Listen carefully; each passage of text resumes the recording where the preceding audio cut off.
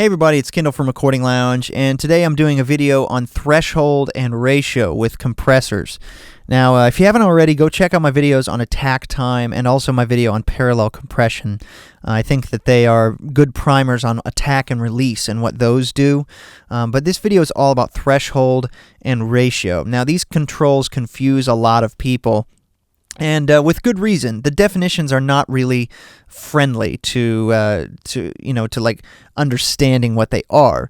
The threshold is like this imaginary fixed point that the audio goes over and it compresses. The audio goes under that point and then it starts to release. The ratio, the common definition is, a relationship between the input and output. So for every 4 dB that go over the threshold, 1 decibel will go to the output. That would be a 4-to-1 ratio. And it's like, okay, woohoo. What does that do? What does that do for us? That doesn't really tell us what's happening. So I'm going to shift the definitions of these controls in your mind so to hopefully help you understand what they're doing. So threshold to me is like a sensitivity controller. And ratio is a strength controller. So let me describe this. I'll start with threshold. This is the easiest to understand. I'm going to pull up my little drawing tool on the screen here. So I'm going to first draw a high threshold. All right, this would be a high threshold. The audio that is going over the threshold, you can see these little peaks here, which are very few. There's just a couple of little peaks that would go over this threshold. Remember that this is repeated top and bottom, positive points of pressure and negative points of pressure. Not every compressor will compress these identically. Asymmetrical compressors, like the Retro 176, where you can kind of sort of choose what side of the wave the compressor rides on. That's a little bit different, but for the most part, both of these peaks are triggering the compressor. So let's go a little bit lower here. All right, this would be a lower threshold. Now, most of these peaks are being affected. This quiet section here on the acoustic guitar, this is an acoustic guitar track, is not really being affected, but basically all of these peaks are being affected, or they're triggering the compressor. Let's go a little bit lower here. All right, this would be a slightly lower threshold. All right, we're starting to affect a little bit more. We're finally affecting some of the peaks of this intro section here. And as we go lower and lower with our threshold, we're affecting more and more of the sound. All right, so, or more and more of the sound is triggering the compression. So if you look at this internal part here, you can see that basically all of this, basically every hit that goes on, is going to be triggering the compressor.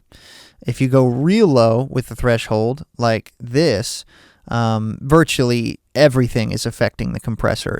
Everything is going over that threshold, which means that you would have a lot more compression because this peak suddenly is 20, however many dB over the threshold. So let's actually put this in context of the audio. So I'm going to bring up my compressor here. Great compressor from 112 dB, big blue compressor.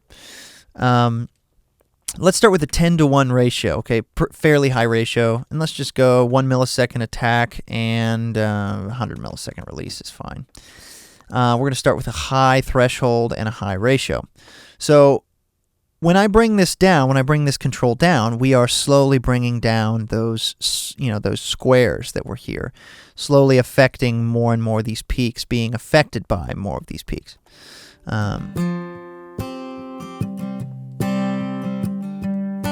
Notice the compressor is not doing anything at this point, which means the threshold is above this point.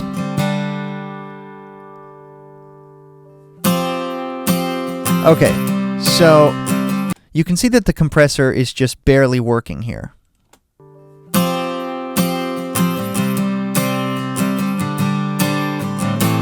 So given the attack and release settings, a fairly fast attack, we can assume that the threshold is sitting somewhere around here, right? Just barely, this first peak goes over, right? But then this one doesn't. Okay, see what happened there? So the threshold is somewhere between this peak and this peak, because this peak is not being affected. As I bring this down,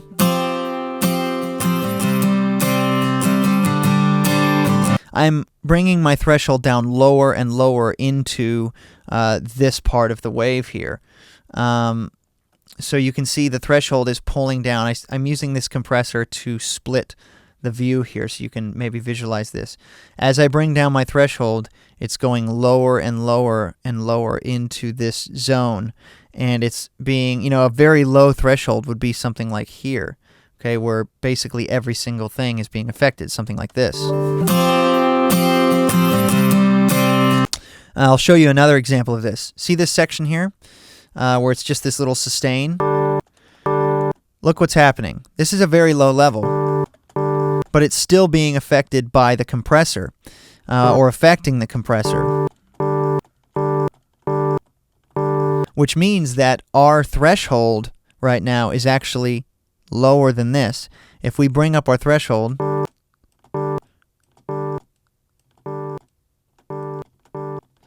okay, at this point here, that means that the threshold is just above this because it's not affecting it. As we bring it down, right now we are just barely touching, our threshold is barely around this point here. So that hopefully helps you understand threshold. Now, what about ratio? Well, the threshold and the ratio have a very symbiotic relationship. As I bring down the threshold, I'm compressing more and more of the signal. I am being affected by more and more of the signal. The sensitivity is increased, whereas this is only sensitive to these highest peaks. This is being more sensitive to the entire signal down here. We can then reduce our ratio to reduce the strength.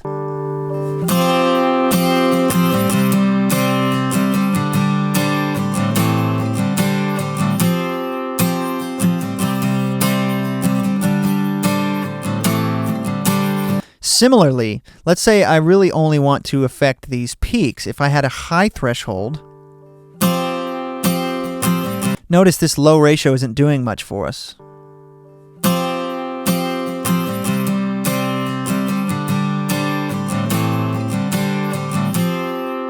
As I increase the ratio, it becomes stronger compression. So that's why I like to view the threshold as sensitivity and the ratio as strength, and they work together, sensitivity and strength. They have to work together, which is typically why you'll see people with something like a 4-to-1 ratio and sort of a medium threshold that is maybe, I don't know, here affecting most of the peaks, but maybe not all of the RMS stuff down here, this sort of more average body of the sound.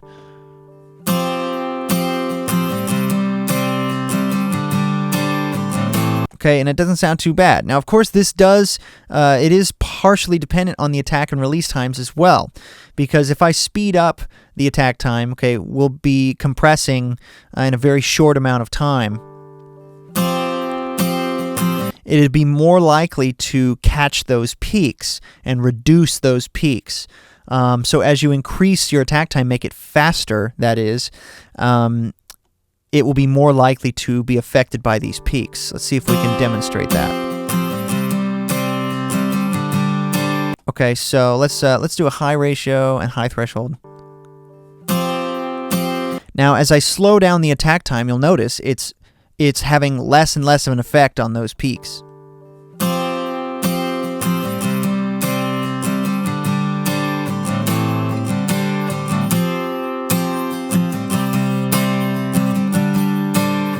Okay, at a 500 millisecond attack, it's not really compressing as much as we thought it would. Well, that's because the slope of that compressor is now very slow.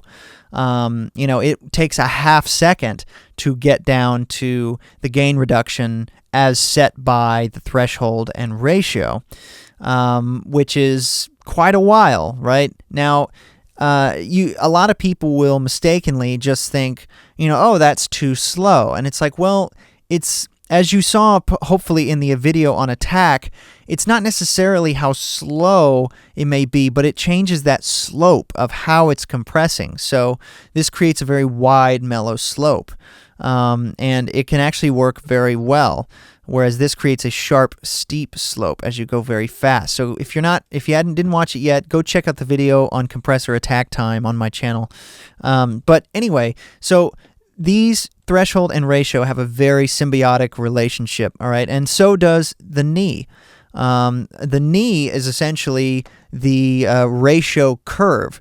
So if you have a soft knee compressor and you have it set to 8:1, it won't immediately be 8:1.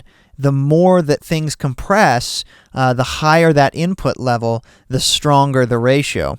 So a very soft ratio will be this curve that starts as, say, 1.1 to 1, and gradually the more that goes in, imagine it almost like this little dial here that you see, where it starts at 1.1 and goes all the way up to infinity.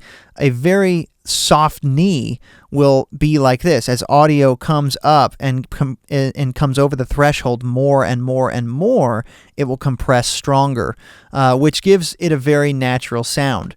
Whereas a hard knee compressor will be exactly at that ratio. So check this out.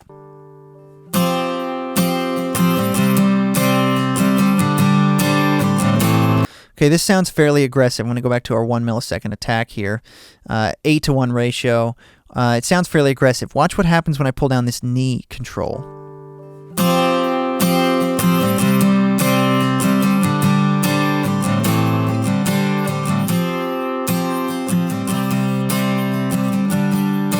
All right, so we got more gain reduction. Now, basically, we can then, if we compare, so let's compare equal gain reduction on these. At a hard knee, we're hitting between 3 and 5 dB. So let's go to soft knee now and do the same. Notice it sounds fairly natural for an 8:1 ratio. That soft knee really helps to smooth that out. Whereas the hard knee,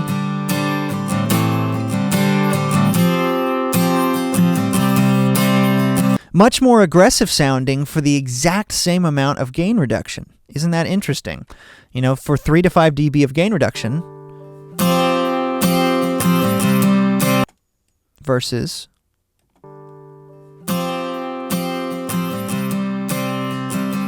okay, it's a very different sound, and it's the way that the sound goes over the threshold and is affected by that ratio. The more sound that goes over the threshold, the stronger that ratio gets. And so soft knee compressors have a very classic sound. I mean, distressors are maybe one of the most popular soft knee compressors on the market. There's lots of them, but anyway, these three controls, threshold, ratio, knee, they're all really closely related, and they all have different sounds. And like I said, the best way to set a compressor is by ear. Just turn the knobs until it sounds good. Okay, don't really care about specifically what it is.